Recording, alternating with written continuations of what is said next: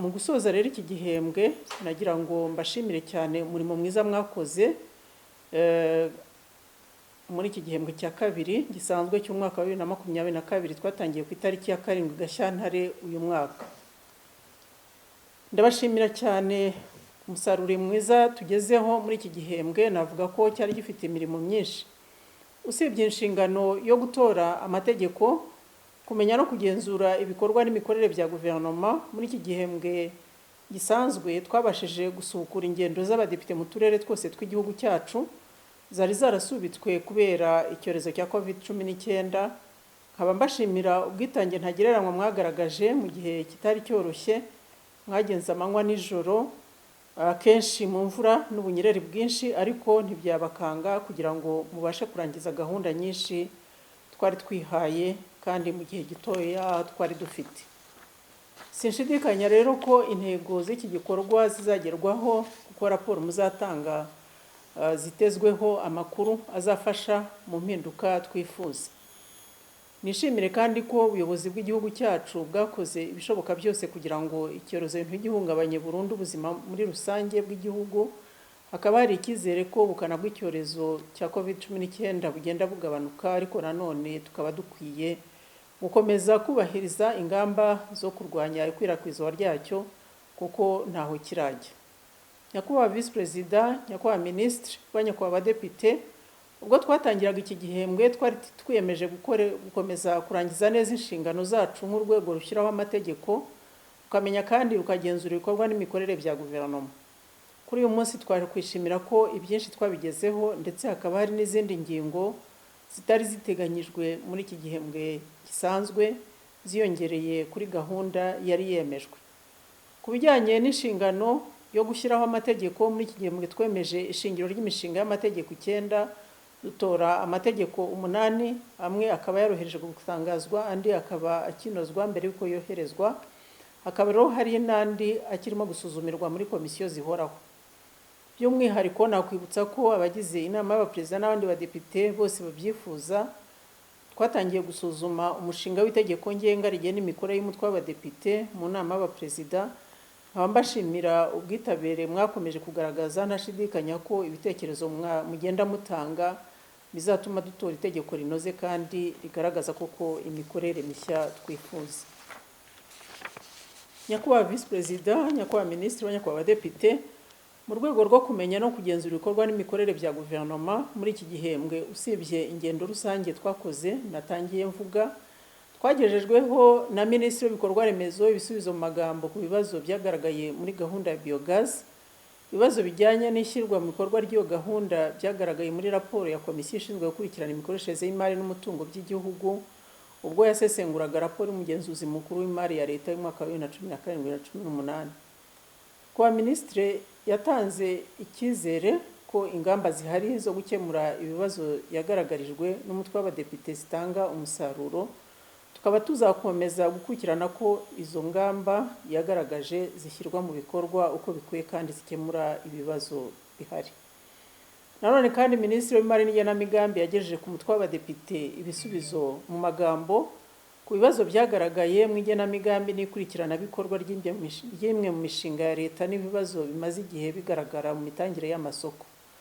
Mu bisobanuro yatanze no mu ngamba yagaragaje zo gukemura ibibazo byose yagaragarijwe, hakaba hari icyizere ko nibishyirwa mu bikorwa nk'uko yabigaragaje hari umusaruro bizatanga, kandi n'ubundi umutwe w'abadepite ukazakomeza kubikurikirana.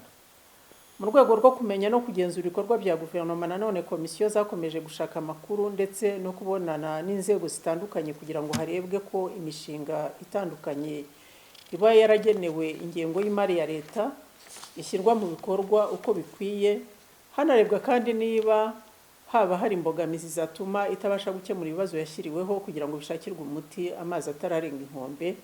Imishinga imwe n'imwe ikaba yari kuri gahunda y'ibikorwa abadepite bagiye basura mu rwego rw'ingendo rusange natangiye mvuga. Komisiyo kandi zaganiriye n'abagize guverinoma batandukanye hagamijwe kureba ishyirwa mu bikorwa rya politike na gahunda zimwe z'igihugu. Aha navuga nka politike yo kuboneza urubyaro, politike y'ubufasha mu by'amategeko n'izindi. raporo zimwe zikaba zaragejejwe ku nteko rusange ndetse n'imyanzuro ikaba yarashyikirijwe izindi nzego bireba kugira ngo zishyire mu bikorwa. Komisiyo kandi zakurikiranye ishyirwa mu bikorwa ry'amategeko, inteko iba yatoye, inteko ishinga amategeko, umutwe w'abadepite, harebwa niba ayo mategeko asubiza ibibazo byatumye ajyaho n'impinduka nziza ayo mategeko yatowe yazaniye abanyarwanda n'abaturarwanda. Hakaba hari raporo zimwe zashyikirijwe inteko rusange, irazemeza n'imyanzuro ikaba yoroherejwe inzego bireba, izindi zikaba zikinoherezwa kandi zizashyikirizwa inteko rusange y'umutwe w'abadepite mu bihe biri imbere. Muri iki gihembwe kandi nk'uko biteganywa n'ingingo y'133 y'itegeko nshinga rya Repubulika y'u Rwanda ryo mu 2003 ryavuguruwe mu 2015, akaba Minisitiri w'Intebe yagejeje ku mitwe yombi inteko ishinga amategeko ibikorwa bya guverinoma bijyanye na gahunda yo kugeza ku baturage inyongeramusaruro zo mu rwego rw'ubuhinzi n'ubworozi. Muri iki gihembwe nanone komisiyo zasesenguye raporo z'umwaka wa 2021 na gahunda z'ibikorwa by'umwaka wa 2021-2022 za komisiyo n'inzego zitanga raporo zazo ku nteko ishinga amategeko nk'uko biteganywa n'itegeko nshinga. Aha navuga raporo ya Komisiyo y'Igihugu y'Uburenganzira bwa Muntu, raporo ya Komisiyo y'Igihugu yo kurwanya Jenoside, raporo ya Komisiyo y'Igihugu y'Abakozi ba Leta, y'urwego rw'igihugu rushinzwe imiyoborere y'urwego rw'umuvunyi na Banki Nkuru y'Igihugu. Izi raporo zikaba zizagezwa ku nteko rusange kugira ngo ifate imyanzuro igenewe guverinoma. Nyakubahwa Visi Perezida, Nyakubahwa Minisitiri, Nyakubahwa Abadepite, mu rwego rwa parliamentary diplomacy muri iki gihembwe habayemo ibikorwa bitandukanye. Biro y'umutwe w'abadepite yabonanye n'abahagarariye ibihugu byabo mu Rwanda, navuga nk'uhagarariye igihugu cy'Ububiligi, Pakistan na Misiri. Inteko ishinga amategeko kandi yakiriye inama ya 77 ya komite nshingwabikorwa ya Union des Parlements Africains. Nkaba mbashimira cyane uruhare mwagize mu migendekere myiza y'iyo nama.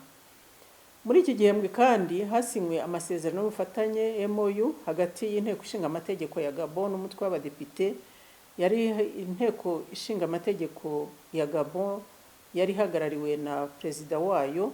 Ayo masezerano akaba agamije gusangiza ubumenyi hagati y'inteko zishinga amategeko zombi. Kuba rero icyorezo cya COVID-19 cyaragabanyije ubukana, twishimira ko abadepite bashoboye kwitabira inama mpuzamahanga imbonankubone, navuga nk'inama za APF, inama za CPA, ACP-EU, IPU n'indi miryango mpuzamahanga inteko ishinga amategeko y'u Rwanda ibereye umunyamuryango. Aha sinareka kuvuga ko inteko yifatanyije n'ibindi bihugu kwizihiza umunsi mpuzamahanga wa Commonwealth ndetse n'umunsi mpuzamahanga wa Francophonie. Iminsi ibiri ikaba yarizihirijwe hifashishijwe ikoranabuhanga. Mu rwego kandi rwo kunoza imibanire myiza hagati y'inteko ishinga amategeko y'u Rwanda n'izindi nteko, hashyizweho amatsinda y'ubucuti azatuma abagize inteko zishinga amategeko bakomeza guhanahana amakuru ku buryo bwihuse kugira ngo ku ngingo zitandukanye zireba inteko zishinga amategeko ndetse n'ibihugu byacu byombi.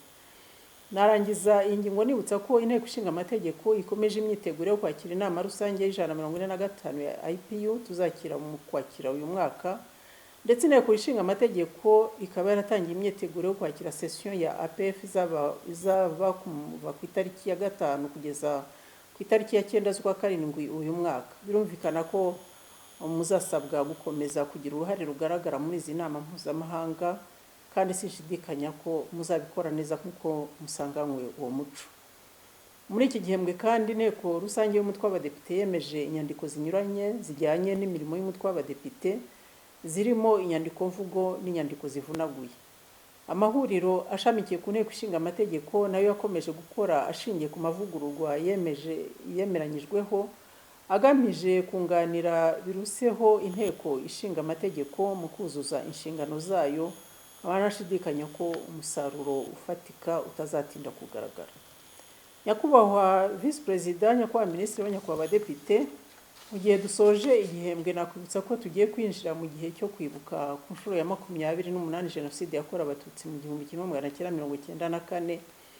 Nkaba mbashimira ubwitabire musanzwe mugaragaza muri ibi bihe mu bihe nk'ibi ngibi, kandi bakangurira nk'abahagarariye abanyarwanda gukomeza kugira uruhare rugaragara mu kwitabira ndetse no gutegura ibikorwa bitandukanye bijyanye no kwibuka, haba ku rwego rw'igihugu cyangwa aho buri wese atuye.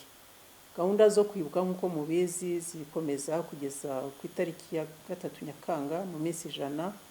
Nkaba mbasaba ko dukomeza no kwegera kurushaho abafite intege nke, abibana, inshike, urubyiruko n'abandi bose bakeneye kwegerwa bacitse ku icumu rya Jenoside yakorewe Abatutsi, cyane cyane by'umwihariko tubafata mu mugongo. Nk'uko bisanzwe dusoje igihembwe gisanzwe, ariko birumvikana ko imirimo ya za komisiyo izakomeza nyuma y'icyumweru cy'icyunamo, kandi sinshidikanya ko no mu gihe bizaba ngombwa ko dutumiza igihembwe kidasanzwe muzitabira imirimo yacyo nk'uko mubisanganywe, kuko dufite indi mirimo myinshi iteganyijwe kandi tugomba gukora mu buryo bwihuse. Haba rero nsoje ku mugaragaro igihembwe cya kabiri gisanzwe cy'umwaka wa 4 wa manda ya 4 y'umutwe w'abadepite, mbifuriza umugoroba mwiza, mbifuriza n'amahoro y'Imana. Murakoze.